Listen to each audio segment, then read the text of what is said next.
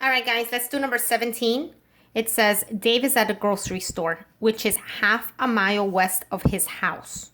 He then walks 2 miles directly east to the post office.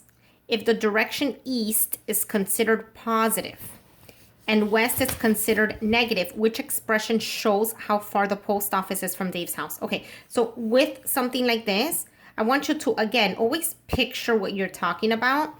I like doing a number line when it comes to this.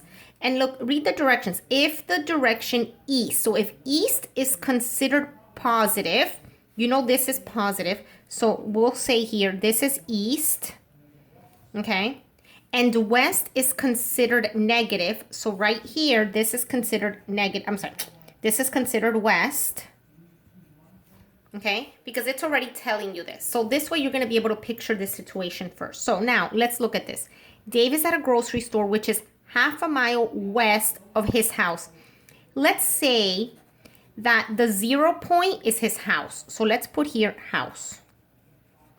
Now it says he's at the grocery store and it is half a mile west. So west is to the negative side. Okay, so let's say this is 1, 2, and -1, -2. And he is half a mile west. So it's -half. That's where he's at. This is the grocery store. Okay? So you got to read carefully. Dave is at the grocery store, which is half a mile west, and west is negative.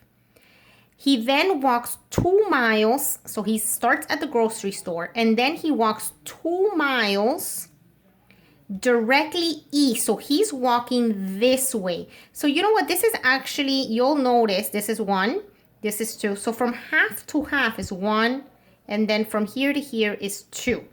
He's going to land in the positive side. So he walks positive because he's going that way. But if you look at the options, they're not telling you where he landed. I mean, they're not asking you where did he land. They're not asking you anything like that. They're basically just asking you which expression shows how far the post office, okay, is from Dave's house. Okay, so how far is this post office from Dave's house? So where does he start? He starts at -1/2. Okay, and he moved 2 miles to the right, to the east, which is going positive. So that's your only option, -1/2 plus 2. It's C. Okay, so that's number 17. Number 18. What is the value of 3/5 minus -2/7? Now, remember how I taught you keep, change when there is a subtraction sign? You could either keep on doing keep, change, but some of you decide that you even want to change the positive. So if that confuses you, just remember this as well. Anytime you have 2 negative signs, anytime you have 2 negative signs, a negative and a negative is a plus, it's a positive. Okay, so if you have a negative and a positive, you're going to subtract. That's a negative. But anytime you have 2 negatives like this, okay, it's going to turn into a plus. Okay, or you can do keep, change, right? So don't you see? It becomes a plus. So now you're going to actually be adding these. And it says, what is the value? So 3/5 plus 2/7. Now you have to remember, when you are adding fractions, what is the rule? You need to put them vertically, and you need to find common denominators. What's the common denominator between 5 and 7? It's 35. How many times does 5 go into 35? 7. And 7 times 3 is 21. How many times does 7 go into 35? 5 times. And 5 times 2 is 10. And I'm adding them. You have common denominator, so that stays the same, 35. And 21 plus 10 is 31. And this is your answer. Okay? So basically in this question, all they're asking, all they want to know is that you understand that a minus negative, you're adding them. That you understand what you're doing with a positive minus a negative. Okay, so your answer is going to be positive 31/35. All right. Number 19, I wasn't able to do the diagram, so skip it. Number 20, you're gonna skip it. I am gonna give you these after the, I'm gonna keep on practicing with you with these type of questions, but after the midterm. Don't use these. Okay. Number 21. Albert's bank account decreased. Right off bat, remember to picture things as you're reading. Decreased means it went down, okay? Down. So Albert's bank account decreased by a total of $193 over a period of 12 days. What was the average daily decrease in his account? Actually, that's pretty easy. So for 12 days, for 12 full days, he dropped $193. But if they're asking the average of each day, all you're going to do is 193 divided by 12. Again, if you have a calculator, you are in these type of questions, they just want to make sure that you know what operation you need to use. So go ahead and do it with the calculator. Otherwise, remember it's 12 into 193. 193 divided by 12, you have to put it this way. Does 12 go into 1? No. Does 12 go into 19? Yes. So you need a digit on top of the 9 and a digit on top of the 3. That is 1. 1 times 12 is 12. 19 minus 12 is 7. Bring down the 3. How many times does 12 go into 73? And that is 6. Because 6 times 12 is 72. Sorry for the little pause there. 73 minus 72 is 1. Okay. When you finish this, the 93, remember there should be a decimal here. Okay. So bring down a 0. 12 goes into 10. 0 times. 0 times 12 is 0. So that's 10. So right off bat, if you look at this, if you already got to this, you'll recognize that $1.61 is not your answer. $1.60, it's not your answer. It's going to be either this one or this one. So you're between B or C. And I already got the third digit here is a 0. So I already know it's B.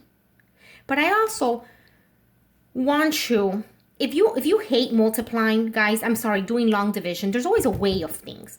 You could always multiply 16.08 times 12, and you're going to see you're going to get this number. Okay? It's impossible if he lost $193 over 12 days that he only lost $1.61. Okay? Because that's going to be about $13, $14. So you could always, check back by multiplying each one and seeing which one gives you this. Okay? So even without me finishing, I already know it's 16.0 something, and this is my answer. Okay, so that's that. Number 22, it says Michael can paint a room, paint half of a room every half of an hour. How many rooms can Michael paint in 1 hour? Express your answer. Again, this is a proportionality because you're doing two things. You are comparing hours to the amount of rooms he can paint. You're comparing time and hours. Now, with this, it's pretty easy. I could say there's two ways of doing it. You could say Michael can paint half a room in 1/3 of an hour. So how much he can do in 1 hour? So in 1 hour, he can do how many rooms? Right? You can do the proportionality. Half times 1 is half. You cross multiply. Divide by 1/3. And half divided by 1/3, you do keep, change, flip, which is 1 times 3 is 3, 2 times 2 is 4, and you are done. So, I'm sorry. This is, when you flip it, it's 3 over 1. 1 times 3 is 3, 2 times 1 is 2, which is 3 over 2, which is the same thing as 1 and 1/2. When you convert this from improper to mixed number by dividing. Okay, now the other trick that I want to show you is when you have something like this, and look, you see what happens when you don't read? It tells you here, express your answer as a decimal. I was ready to tell you this is the answer, right? Because I'm doing what you guys, some of you do. I'm not finished reading. Well, this is the answer, but they want it as a decimal. So if they want it as a decimal and you give it to them like this in the FSA, they're going to mark it wrong or you're going to lose points. So if that's a decimal and your answer was 3/2, to express it as a decimal, you need to divide. Put the 3 here. Remember to put the decimal, push it up, add zeros as a guide. Does 2 go into 3? Yes, 1 time. 1 times 2 is 2. 3 minus 2 is 1. Bring down a 0. 2 goes into 10 5 times. 5 times 2 is 10. And boom, it's 1.5. Now, I did that just to like show you in case you get another number. But you should know that 1.5 is 1.5, $1.50 or 1.5. Okay, you should be able to, just by looking at this, know that it's 1.5. But that's how you do that. Okay. Now, paint in 1 hour. I also want you to show, if you ever just see this, you can also put paint. The paint represents a half. So in 1 hour.